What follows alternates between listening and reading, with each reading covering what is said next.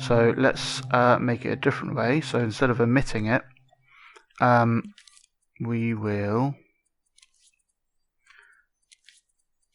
let's just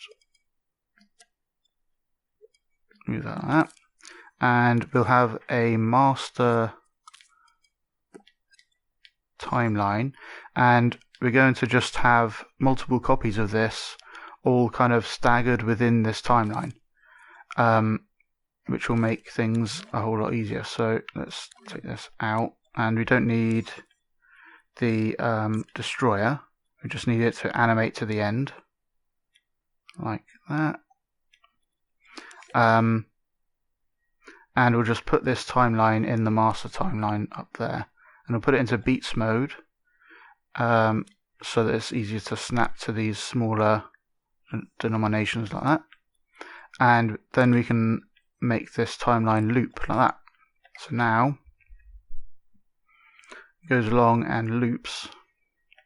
But something you may notice,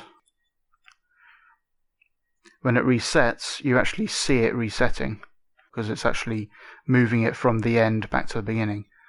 So we'll have it be invisible and not collidable, and then we'll have a keyframe that turns those back on while it's during this animation. So if we drag the end across, then you'll need to like adjust this. So let's make the master timeline loop as well, like that. So we can just play time. So that looks about right. You can kind of, because it's starting halfway through, we'll just do that. Yeah, so that's not too bad. Let's put this onto beats as well and have this animate to the beat like that. So then it will fit this nicely. So it still animates the same. Cool. And now we need to just make more of those. So we'll put the grid on, and let's move that out the way and put invisibility off. And we'll select both of those so that when we copy it, the keyframes in here will affect the original, and the copy of the timeline will only affect the new one. So it's like two completely separate copies. So let's just go L1 and R2. There you go. It's in place, and we get a new timeline pop out. So we'll put that in there. And yeah, this one. So this one is starting later because it's like staggered like that. So we can actually trim that out like that, and now it'll just skip all that and start from there. So it'll actually be starting most of the way through that animation, but then it cuts off the end of that animation over here. So then we can play like that, and it works about the same. And now we just do that a load more times. So I actually want that one and that one. No, we want that one and that one.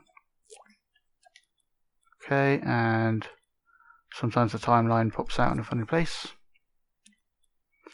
Okay, and it probably won't do the whole thing because it's mainly to demonstrate the point. You probably need double so that you don't have these gaps. But yeah, let's see how that looks. Cool, so now if we turn off preview invisibility, you can see how that would work, and then that would cover the start, and you'd have a few more to cover those gaps, just like we had in this version. So in here, you've got the timeline and it's all nested. We've got it trimming the end and the start, and we just have double the amount of slices that are being animated across. I'd like to thank Shadow of Callus, RevPlayer, MDKD99, and all of my other supporters for making this tutorial possible. Thanks for watching. If you'd like me to continue making these tutorials and helping creators across the internet, You can find out how to support me in the link in the description. Thanks for your consideration, and I'll see you in the next one.